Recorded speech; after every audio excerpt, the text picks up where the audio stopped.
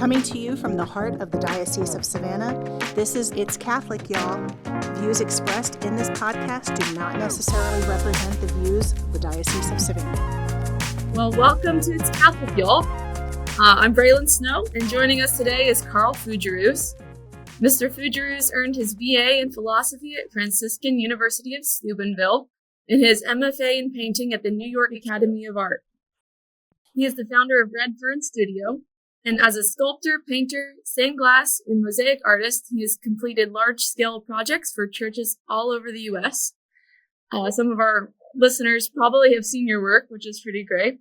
We might have to give some examples of that later. Mr. Fougerousse has taught drawing and painting at the Savannah College of Art and Design, the Corcoran College in Washington, D.C., and Armstrong Atlantic State University, which is now Georgia Southern, of course, in Savannah. He currently teaches art history, sacred art, and painting at Franciscan University's Study Abroad program in Gömming, Austria.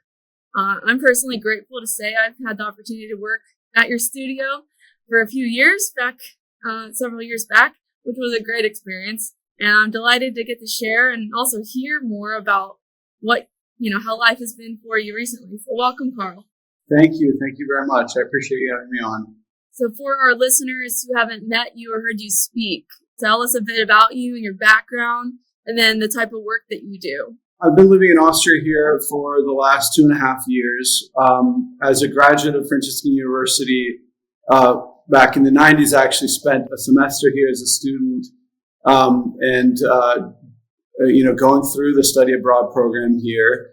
After graduating from Franciscan University, I spent a few years kind of apprenticing with different artists and trying to find my way into art education. I hadn't really quite figured out that I wanted to become an artist, but I knew I was very interested in different art media. And during that time, I apprenticed with my uncle in stained glass, so that became a large part of my studio practice over the years. And then really was fortunate enough after graduate school to be able to jump right back into taking on commissions for the church. I also met my wife in graduate school in New York, which was wonderful, and we spent about 5 years there. My oldest son was born in New York, and then we spent a year, as you were mentioning, I taught at the Corcoran in D.C. before moving to Savannah, where the rest of my 4 children were born. So through an interesting turn of events, we wound up here in Austria, where I've been teaching the last couple of years. That's so great. Just maybe mention a couple places in the diocese, if you don't mind, that you've worked on so people can have some context. I mean, there's obviously the cathedral. People have seen the former bishop's seal on the throne. You did that painting. What are some other things people would probably remember seeing? Yeah, so actually probably the biggest project that I did within our diocese was at St. James. So the Eucharistic Adoration Chapel there was the reason I came down to Savannah. So a local artist there, James Langley, was commissioned to design some stained glass windows back in 2007. And he asked me to come on to make those stained glass windows and mosaics and also a skylight, which was a great project for us. We kind of fell in love with Savannah and decided to stay.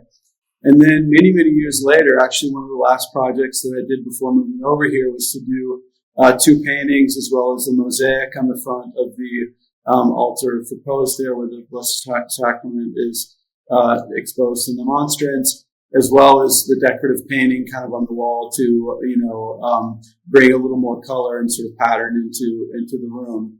And so that's probably the one that people in Savannah, properly speaking, would know the most. But I've also done some work for some churches in and near Vidalia. So Father Ben Dallas was at Sacred Heart out there for a long time. And if I'm not mistaken, the little mission church they have out there is St. Andrews, I believe. I did some stained glass and woodwork and painting for them as well. That's great. Yeah, they're beautiful, beautiful works. So people should definitely check those out if they haven't. Our listeners may remember seeing you in an interview for us a few years back in the Southern Cross when you were living here and working out of Savannah. But a lot has happened, as you've started to mention. So you've been in Austria 2.5 years. Tell us a little bit about how that's gone. Yeah, it's gone very well. So as I was mentioning earlier, this is where Franciscan University has their study abroad program. So our students come here every semester. We get about 200 or so students that spend a semester here. We teach them in many different disciplines. They absolve many of their core classes here, including my art history class, which is part of the core, a wonderful place to do this, of course, because not only do we talk about these works of art in the classroom, but then we actually go out and travel and go to see them. So this week we'll be traveling to Vienna to the Kunsthistorisches Museum, which has a great collection of works of art from the Renaissance and Baroque. So we'll be seeing that kind of as our semester draws to an end. But every semester we also take our students to Rome and Assisi on pilgrimage. And of course, during that time we see, the four major basilicas, many churches, many great works of art. I take a lot of students to the Vatican museums as well. And in Assisi, of course, the Basilica of St. Francis has the great frescoes by Giotto, which we study up on in class before going down there and whatnot. So it really is a great way of bringing the art to life, of course, in my classes to see them, those things in person. But of course, we also teach history, which takes on a whole new dimension where you're able to go see ancient Roman sites and things like this, as well as philosophy and theology and so on. So the program here has been active for 33 years now. And my father actually started this program back in the 90s, so I lived here as a teenager as well. And so it's just a great pleasure for me to be back here and in my old stomping grounds and teaching for my alma mater, of course, and following my father's footsteps. So it's been a tremendous joy. That's so great. So with your work, you've dedicated a lot to the pursuit of artistic excellence. You obviously love sharing that with other people. You have a particular focus on beauty and tradition. So what makes the study of beauty so important, and how does it relate to Catholicism? Well, I think that's kind of a complex question, so maybe I'll narrow it down a little bit to how it applies to me as an artist. So I don't study beauty necessarily from the standpoint of a philosopher in aesthetics or something like this, but rather in trying to understand more deeply how to make works of art that are beautiful, that are harmonious. And there's a few different elements of this that are important. So on the one hand, I mentioned we take our students to see these great works of art. That's something that I do as well in my own studio practice, and something that I feel a great necessity to do, to have basically one foot solidly in the door of, or in the camp of, studying masterworks from the past. Because really, with a lot of these great works of art that we get to see here in Europe, and of course we have many in our museums back in America as well, but there's so many examples of this, both nearby, right here where we live, in this Carthusian monastery that houses the program, as well as regional museums, and then internationally when students travel, not only with the group, but then also with on their own, have many opportunities to go to the Louvre in Paris or go to London and Athens and see the great works from classical antiquity and so on. I study those things as well, and in doing so, you sort of assimilate, or in a sense, just by osmosis, kind of take in the ways in which artists for the last 2,500 years in the Western tradition have sought to bring works of art into being that are uplifting and that are ennobling in some ways of the human person, that direct us towards God, and allow us to sort of rejoice in His creation and, in a sense, attempt to have that way in which it is, one of the many ways in which we're in the image and likeness of God as makers of things. We see around us the beauty of nature. Again, right here in Gaming, we're in rural Austria in the foothills of the Alps. It's a beautiful setting. We had our first snow this past week, which is always a marvelous event.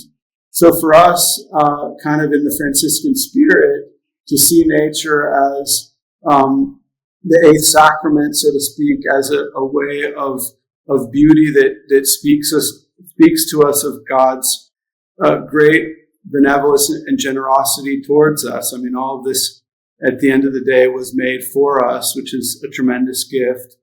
To be able to do something like that with art and give that gift, in a sense, back to God as an offering, but then also for each other as a path towards, in a sense, making visible that which is invisible, and in some way coming face to face with these great and beautiful mysteries that become incarnate or visible for us.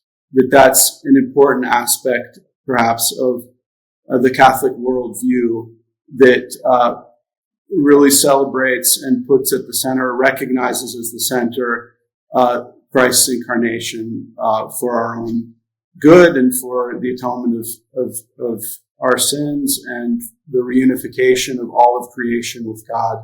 So I feel like there are many, many ways, and one could sort of go on indefinitely speaking about these things, but many ways in which there are parallels between art making and what art can do and the Christian life.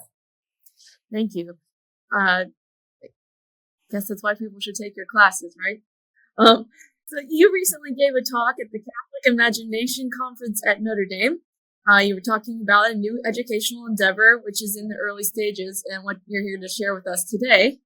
I would like to hear all about the program you're developing and what that would include. Sure. Yeah, so one of the things that I've noticed over the last 20 or so years in running my studio practice, both in Savannah and now continuing here, is that I would frequently get contacted by young artists who didn't quite know where to go to study sacred art. As you know, you mentioned earlier, you worked with me at the studio there for a few years. That was one great way for me to kind of hopefully help shape the next generation of artists, to bring people on as apprentices who could learn about stained glass and mosaic and painting and so on. So over the years, I probably had about 20 students come through, or recent graduates of various schools come through and learn these things.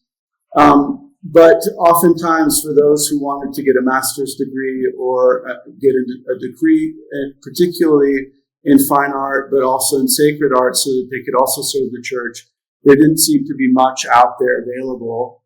And while the sort of secular art community, I guess you could say, for the last 40 years has been embracing kind of a return to the traditional roots of Western art, with a focus on the figure and traditional painting techniques and sculpture and artistic anatomy, and a sort of a naturalistic approach to representing the person, that was somewhat missing in the few limited sort of Catholic art education endeavors or programs that are out there. So my thought was to kind of combine these things and try to create a master's degree program that would have an emphasis in sacred art, that would be housed here in Gaming, so that we would have access to all these great works of art that we've been talking about that set the bar so high. So we would learn from those things in person, have an element of it be also an apprenticeship in which perhaps post-graduation students would also be able to kind of learn hands-on about the logistics of taking on projects, following timelines, working with clients, et cetera, et cetera. And then they would have both the kind of academic training as well as the on-the-job training of sort of running a studio, with all the logistics and sort of practicality of that, to be set out to start their own studios and go out and start taking on commissions. So that's kind of the backbone of it, would be a 2-year program that is rooted in the tradition, with the study of artistic anatomy, study of works from old masters. A great deal that would have to do also with the study of composition, really, which I found also is not much talked about. So people learn great technical skills often, or conceptual skills kind of in the postmodern or the contemporary sense of the word, but as a means of creating images that are conveying sacred subject matter, or telling sacred stories from scripture, something like this, and trying to evoke that sense of mystery. There's, I think, a great need for education formation in that department. And then the last component really would be trying to emphasize working from the imagination. So both by creating kind of a vocabulary of forms that are accessible immediately to artists, that is working from the masters and working from nature directly from models who can come and sit for portraits and things of this nature, but then also to create a kind of a blueprint in one's mind, so to speak, of the complexity of the human form, such to be able to pose figures and understand kind of the body language and the facial expressions and the dynamics of movement and so on, such that one can invent these things. And this would also kind of parlay into the invention of new compositions that are part of a lineage. So one of the things I was talking about at Notre Dame was this idea that certain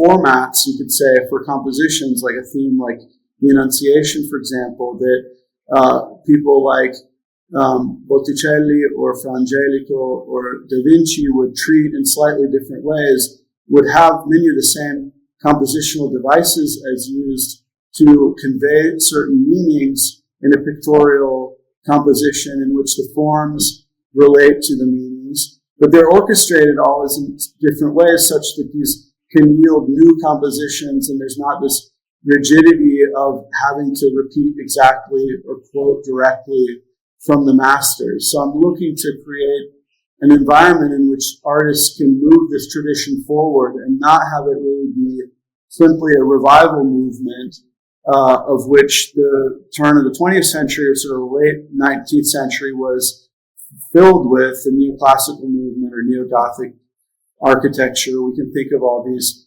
examples. I think now we see a great desire to kind of move beyond that and into a realm where we're authentically creating something new, but something that's not detached from the tradition, but rather wholly rooted in it.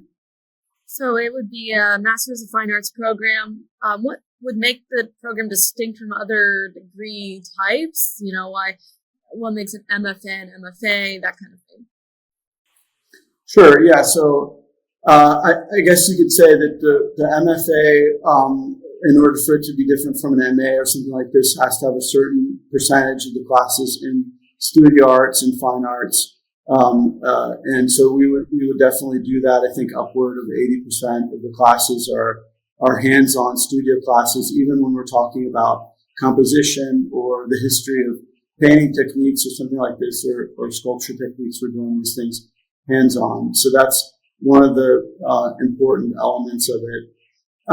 A few things that would make the program different, I think we've already hit on a little bit. The setting here, not only in Europe, not only in this beautiful natural setting, but also within the Cartause, which is Europe's largest Carthusian monastery that was built in the 1330s, that has exquisite works of art in it. But one of the things that struck me as I was pondering this, in a sense, what I'm trying to do, and I think what this movement that we were talking about, even in the secular context, that is trying to revive the tradition, is precisely a sort of seed that's being planted for the renewed flourishing of art in the Western tradition. And the idea that monasteries actually were, in the time after the decline of the Roman Empire, where civilization was kind of dissolving and falling apart, and there was a power vacuum and a great deal of political chaos and so on, that was not a time for great cultural flourishing. But in these tiny little pockets, in these monasteries, which had these incredible libraries in which monks were scholars and artists illuminating these manuscripts in the margins with these beautiful paintings and so on, that was the seed back then that was planted for this revival and renewal, and slowly over centuries, the stability that kind of entered back in was allowed to be the fertile soil in which these seeds then were able to burst forth. And so we're kind of trying to do something very much like that. And so it seems like a monastery is the perfect place for that, a place that has been sanctified by the prayers of monks for centuries, and now has housed our very own study abroad program for over 30 years. It seems like a great time to introduce the arts into this, and start to contribute to that revival. Yeah, absolutely. So who would be a good candidate for such a program? Well, really, anyone who is, I would say, an artist, probably with an interest in sacred image making. So you don't have to have necessarily a bachelor's degree in fine arts. I myself studied philosophy, as you mentioned earlier on, and that more so than a detriment to my artistic career was, I think, a great asset. Because the things that I was interested in talking about with my art or depicting in my art, the theology and philosophical kind of dimension of the meanings or ideas behind the works of art came quite naturally to me. And that's one of the things, along with the technical elements, that got me really excited about art making. So the BFA is not a requirement. We will have a portfolio requirement. So anybody who's engaged in art or can build a portfolio, even if you've come kind of late to an understanding that you might have a vocation as an artist for the church that you'd like to pursue, would be welcome to apply. And really, there would be, of course, a standard set there in terms of quality of work and quantity of work and types of works in the portfolio. But anyone who's a college graduate should apply. In fact, right now, we have a survey going on that we would love to get some input on. That kind of outlines some of the curriculum and is trying to just collect data on the demand for such a program. And so anybody who's really even a high school student thinking about art in the future, or a current graduate of a university, or even a current college student who's interested in the possibility of furthering their art education could fill out that survey and give us some feedback on the program. And that would be helpful really in kind of establishing a baseline to say, yeah, there's a demand out there. We'd like to get 500 such surveys filled. We've already gotten 320 or so people to fill out the survey. It only takes about 3 minutes. And that's given us a tremendous amount of information about whether or not we're moving along in the right track with this curriculum. And by all accounts, most people are indicating, a vast majority, like upward of 80 and 90% of people indicating that they have an interest in this very specific type of program. So I consider that to be a success, but we do still have about 150, 180 surveys to go. So anybody interested, maybe there's a way for us to link that somehow to this video, or share with people how to link into that. Absolutely. We'll be putting it in the show notes, as well as any other information you'd like to put there. Yeah, absolutely. I'm really glad people are definitely grabbing hold of that opportunity. What are some recommended readings or resources you think every Catholic should know about, and then some that you think every Catholic artist should know about? So maybe I would flip the question a little bit and say, what are some works of art that people should look at?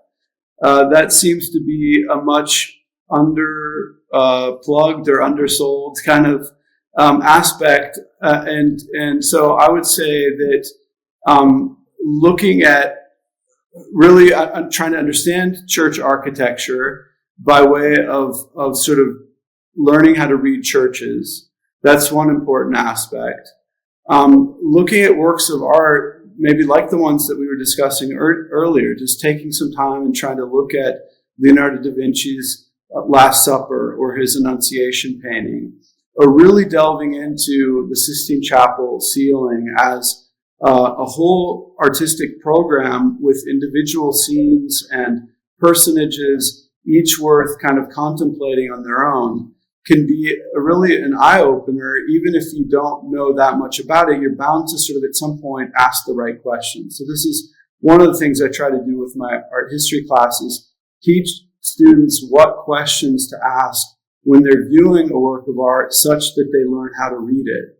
So if you kind of consider it that way, an artist who's creating a work of art starts with a blank canvas or a blank piece of stone or whatever it is, a blank wall to paint on. And every single decision and choice that they make compositionally about what's in the background, what type of lighting schema there is, where things are placed, etc. All has to do with intentionally putting into display in varying places with varying degrees of prominence and varying relationships to one another, a whole set of really symbols or personifications or people or a narrative that has a scriptural background and so on.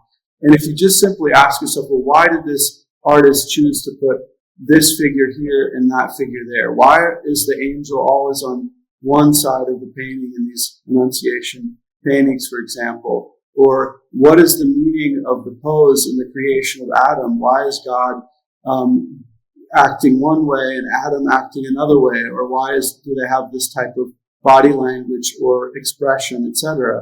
And if you can simply ask those questions and direct your attention towards those details, you oftentimes find that the meaning of them is actually quite intuitive, and that you can learn how to read those paintings if only you are focused on them. So that's what works of art ask of us, really, is simply that we pay attention, and then they speak to us in a way that is illuminating and inspiring. So that's maybe what I would say is start reading paintings in churches, as well as books, of course. And maybe that's one of the things that I can recommend that others perhaps have not. There's a preference for seeing these works in person. There's only so much you can learn when you're not right there with it. But for those who are, who can't get to some of these famous pieces, nowadays they have such amazing digital presences. You can at least view them at a pretty high resolution. And so if travel is not an option for people, we can still spend that time and take a look. One example, just in case people have seen, there's like a meme going around about the creation painting from the Sistine Chapel, the fingers of God and Adam. There's this little gap that people have been talking a lot about. Michelangelo left that space there. I think that's really beautiful. It's like it shows that Adam had the freedom to choose God. So little things like that. We could talk all day about symbolism. So then the last question, of course, is just how can people learn more about the program? How could they reach out to you if you're okay with that? Yeah, I'm absolutely fine with that. I would welcome that. So the best place to look for the program sort of information and even link to the survey and some photographs of our facilities here and of our students kind of working around Europe. We go on sketch tours in Florence in the summer and things of this nature would be at Franciscan University's website. And if you go to the portion of the website dedicated to the Austrian program, within that, at the bottom is a tab that's linked to the MFA-survey. So that also actually tells you a little bit more about me, shows you a little bit more of my work. So beyond the work that I did that we talked about earlier, I did a lot of work in Jacksonville, in particular, a large bronze crucifix sculpture outside of Christ the King. I did a lot of work out in Independence, Missouri, at a church where we did everything from mosaics, the ones that you helped work on, and paintings, and baldacchino, and altars, and a baptistry, and on and on and on. So that was a very large project. So you can see some of those works as well as some of my wife's work. Marissa Loju, she also teaches here a portrait class as well as art history. So both of us would be teaching within the Master's of Fine Arts program. And so that would be a great resource. And in terms of reaching out to me personally, you can just email me, and that maybe would be something you can also put in the notes on the show, and people can reach out and ask me questions about it. Absolutely. Great. Is there anything else you'd like to add? Well, primarily, I just wanted to express great gratitude to you and for having me on and giving me the opportunity to talk about this a little bit. It's something I've been thinking about for a long time, and I feel like the groundwork is being laid for something that could be very important for a great renewal, a cultural renewal within the Catholic Church. So I'm excited about it. I think I've met only enthusiasm out there amongst people, and met a lot of allies as I go to these conferences and speak to people and so on. So it seems like a kind of a momentum is building, and enthusiasm is building. And I'm grateful to any and all who are part of that, and in particular today to you for helping me share some of this. So thank you so much. Carl, I really appreciate you being on the show today. And of course, we do wish you well in the endeavor. And I was also saying, hopefully we can record a part 2 on the beautiful Gombe campus next time. Absolutely. I'd be happy to. Great. Well, thank you so much, Carl. Thank you. God bless, Carolyn. Take care. This has been an episode of It's Catholic Y'all. Visit us at diosat.org or on our Diosat social media platform.